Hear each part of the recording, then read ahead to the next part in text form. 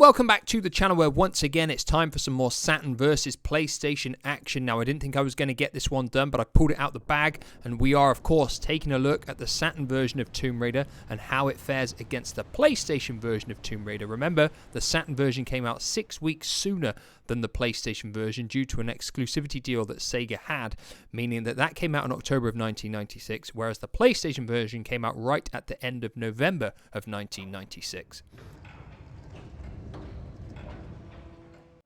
So for the sake of anybody new to this series, what I do is I take a look at how each game looks, how it sounds, how it plays, what kind of content and lifespan, and whether there's any difference between the two in that regard, and then we come up with an overall winner.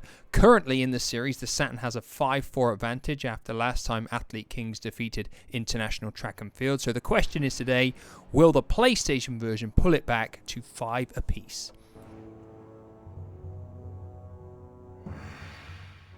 So this week we're going to start with the Saturn first in the looks department, and without a doubt Tomb Raider is one of the technically most impressive games on the entire system as far as I'm concerned. There are very, very few 3D adventure style games like this on the Saturn, which makes Tomb Raider stand out in the Saturn's library quite a lot.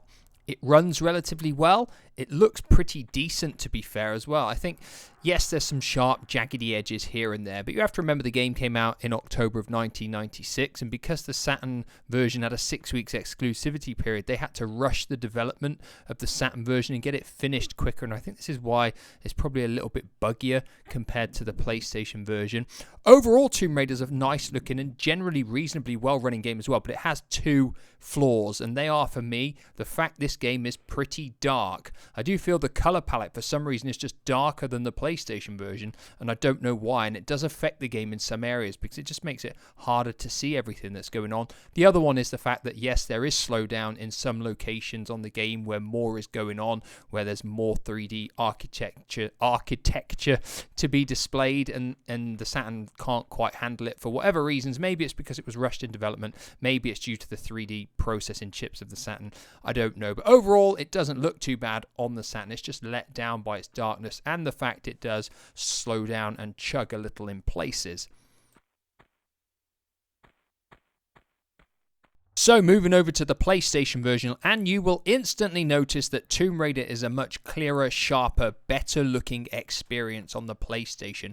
Whether it's because it had 6 weeks more of development time to become more polished, whether it's just because the developers were able to program it better on the PlayStation's hardware, I think it may well be that one.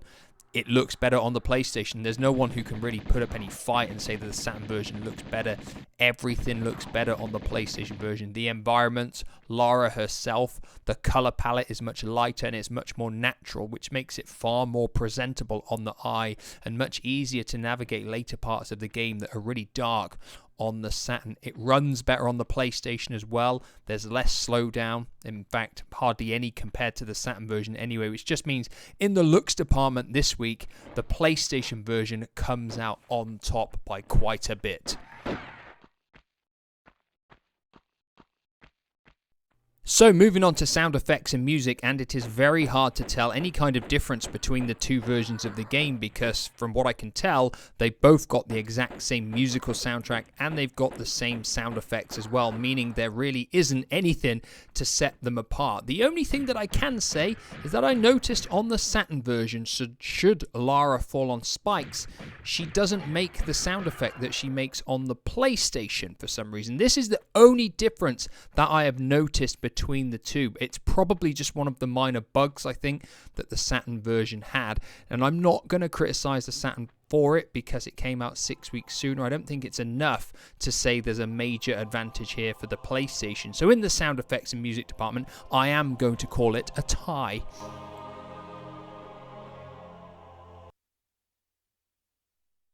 So moving on to the gameplay department next, and it doesn't matter which version you play because Tomb Raider is a fantastic playing game on either system. Lara's got a great array of moves, whether it's jumping, shooting, rolling, backflips, grabbing onto things. It's a really good playing game. Even if you go back and play it now, I still feel, yes, it's a bit clunky compared to games nowadays, but it actually plays well and it's still really enjoyable to play. But obviously you want me to talk about the differences between the two, and the only difference in the gameplay is the difference in the control pads. Now, the Saturn pad does not suit this kind of game quite as well as the PlayStation pad. And why is that, you're asking? Simply because of the button layout on the control pad. Having the two shoulder buttons on either side on the PlayStation controller gives this game a better feel, a better gameplay and experience. It's that simple. The Saturn pad is much more suited to a 2D fighting game where you want 3 punching and 3 kick buttons, but when you've got 6 buttons all next to each other that do a variety of different things, including sidestepping, it doesn't quite function as well on the Saturn. And for that and that reason alone, it means the PlayStation version comes out on top in the gameplay department.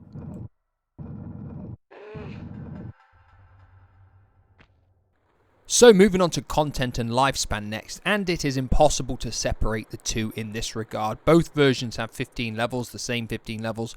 Both versions have 45 secrets to unlock as well. They've got the same weapons on both games too, so there really is no difference in terms of content. The only differences are really of what I've highlighted before, the graphical differences and the way the games run and perform. They really are the only differences in this regard. So you're going to get the same length of adventure regardless of which version you play. It's really just a question of which version you'd rather play, whether you prefer a Saturn pad or a PlayStation pad, or whether you want the slightly better looking game, which is the PlayStation version.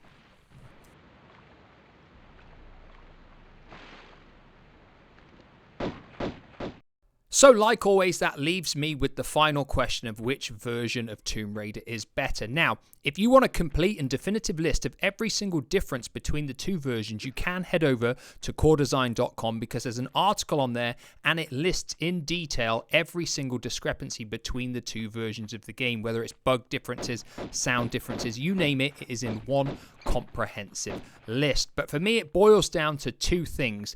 The fact that the PlayStation version is much better lit than the Saturn version. It makes it easier to see, to navigate, and more enjoyable and less frustrating to play. It's a massive, massive thing. I'm not too bothered about the fact the graphical quality is a bit higher on the PlayStation. I'm bothered more about the fact that it's easier to see and better to navigate. The other thing being, of course, the fact that the PlayStation control pad is much better suited to a game like this. The button layout is much better on the PlayStation, meaning it is more enjoyable to play on there. But of course, these are just my opinions and my opinions alone. Now, that does mean the series is now tied at 5 apiece, with the PlayStation version coming out on top today. As always, though, let me know with your thoughts down below. Have I got it right? Did I get it wrong? Let me know your views on the two versions and what you think perhaps are the major differences between the two. That is it for today. Thank you for watching. And of course, I'll be back in the near future with another comparison review. Goodbye for now.